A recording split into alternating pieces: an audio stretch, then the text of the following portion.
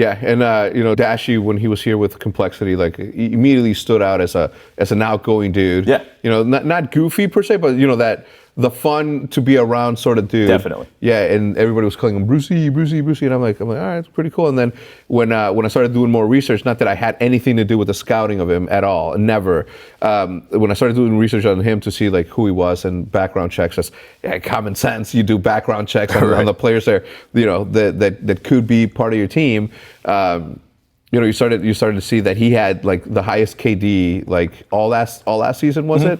And I'm like, how does somebody like that has the highest KD all across all of them against the tougher competition that ends up being better at them in placing better is still stuck in a situation where he doesn't necessarily have the right infrastructure team wise around him.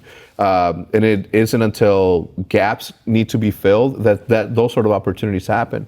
And if you look at him, the amount of offers that he may have had while we were trying to pick him up, had to have been a lot. Well, especially at the time too. We switched over to 5v5. 100 so Thieves. That just automatically opened a lot of spots open. Plus 100 Thieves gets in the market with Nade.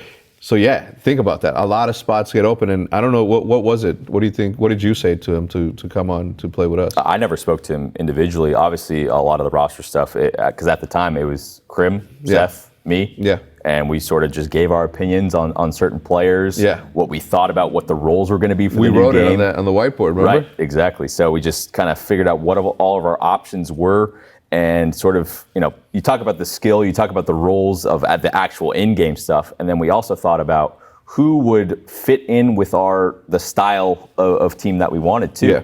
So picking up young players in the fashion that we did, and obviously we got Karma back, the GOAT. I feel like we just made a great combination of these younger, crazy talents that are also just very open to listen to the most well-accomplished players.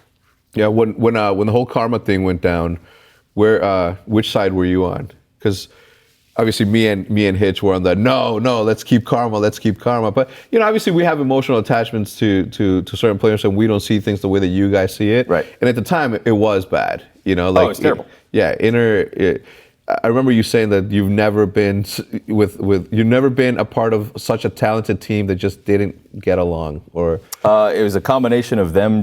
I feel like the most complacent group of people, and it was this is exactly when I came on coaching, and it was exactly what I was worried about, and exactly what I thought happened. Yeah, they finally accomplished the goal of winning champs with the dynasty roster. Yeah, that was it.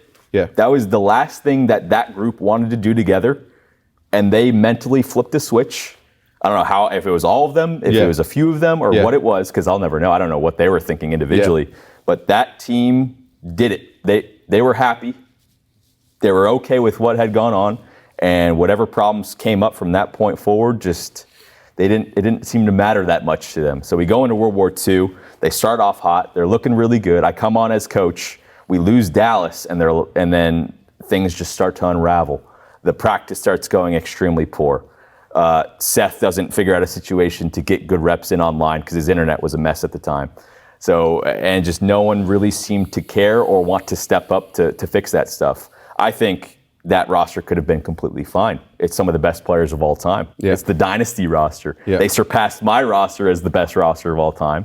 And I just don't think they cared enough to I guess, grow up and sort out their issues and figure out why they were frustrated with each other. And it just became more and more toxic over time.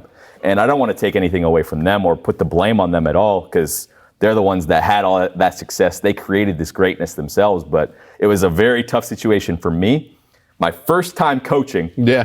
I come into an absolute mess. Yeah. And I'm just trying to do my job. The dynasty team. Yeah. Yeah. And I was trying, I'm like, guys, we need to do this. We need to do X and Y and practice and focus. And it's just like, they didn't care. Yeah. They didn't care. They weren't listening as much. It was very frustrating for me. I was just getting demolished on socials as well. No, it was the worst. They're like, well, you came on and ruined the roster and all that crap. I'm like, well, this is just fucking great. Couldn't have been fun to be just great, man. We used to it was a rough year. Yeah, we used to talk about it. I was like, man, poor Teep, man. Yeah.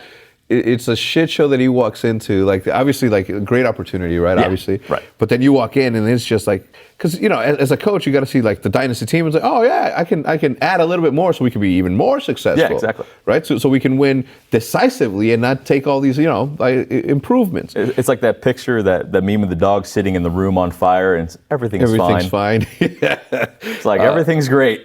Yeah, and then I would see Reddit, and then I would see obviously on Twitter, and it's like, Hex, you gotta drop Teep, and you gotta change coaches and this and I'm like, it's a little bit more than that, and it's tough because you can't talk about it's like because of it's all about the mental stability of the player, a competitive player, and this blankets all competition across whether you're a professional shuffleboarder or you're a professional gamer or you're a professional basketball player. You can't mess with the zen of what it is to be a mental case, which most competitive people are. They have to be. Yeah. There has to be a level of sociopath in them to be able to say, I'm the best. Oh, definitely. I gotta beat you. Especially when I was a pro too, I can speak on that. Like, I was not a mentally healthy person. I'll admit that straight up. Yeah. To be the best, you need to have that sense of, I'm better than all of you, and there's nothing you can do about it. Yeah. And if you don't have it, I feel like you can't win multiple times in a row. It sounds crazy thinking about it now, because I've competed in multiple years now. Yeah. But it took me a little while to get out of that zone.